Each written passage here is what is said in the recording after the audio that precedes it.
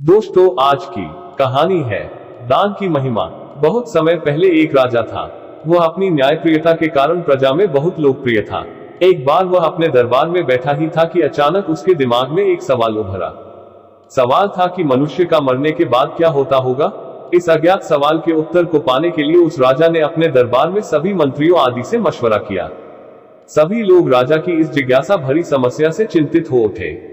काफी देर सोचने विचारने के बाद राजा ने यह निर्णय लिया कि मेरे सारे राज्य में ये ढिंढोरा पिटवा दिया जाए कि जो आदमी कब्र में मुर्दे के समान लेटकर रात भर कब्र में मरने के बाद होने वाली सभी क्रियाओं का हवाला देगा, उसे 500 सोने की मोहरें भेंट दी जाएंगी।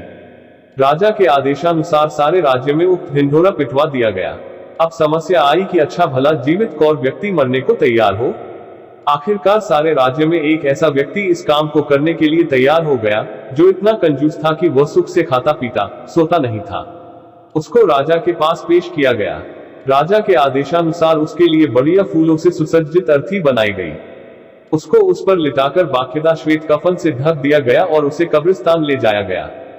घर से जाने पर रास्ते में एक फकीर ने उसका पीछा किया और उससे कहा कि अब तो तुम मरने जा रहे हो, घर में तुम अकेले हो, इतना धन तुम्हारे घर में ही कैद पड़ा रहेगा, मुझे कुछ दे दो। कंजूस के बार बार मना करने पर भी फकीर ने कंजूस का पीछा नहीं छोड़ा और बार बार कुछ मांगने की रट लगाए रहा। कंजूस जब एकदम परेशान हो गया तो उसने कब्रिस्तान में पड़े बादाम के छिलकों के एक ढेर में से मुट्ठी भर छिलके उठाए और उस फकीर को दे दिए। बाद में कंजूस को एक कब्र में लिटा दिया गया और ऊपर से पूरी कब्र बंद कर दी गई। बस एक छोटा से छेद सिर की तरफ इस आशा के साथ कर दिया गया कि यह इससे सांस लेता रहे और अगली सुबह राजा को मरने के बाद का पूरा हाल सुनाए। सभी लोग कंजूस को उस कब्र में लिटाकर चले गए। रात हुई। रात होने पर एक सांप कब्र पर आया और छेद देखकर उसमें घुसने का प्रयत्न करने लगा। ये देखकर कब्र में लेटे कंजूस की घबराहट का ठिकाना न रहा। सांप ने जैसे ही घुसने का प्रयत्न किया तो उस छेद में बादाम के छिलके आड़ बनकर आ गए। सुबह होते ही राजा के सभी नौकर बड़ी जिज्ञासा के साथ कब्रिस्तान आए और जल्दी ही कब्र को खोदकर कंजूस को निकाला। मरने के बाद क्या होता है, ये हाल सुनाने के लिए कंजूस को राजा के पास चलने को कहा।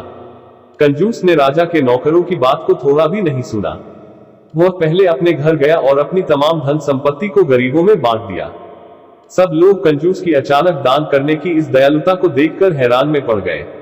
उनके मन में कई सवाल उठने लगे। अंत में कंजूस को राज दरबार में पूरा हाल सुनाने के लिए राजा के सामने पेश किया गया।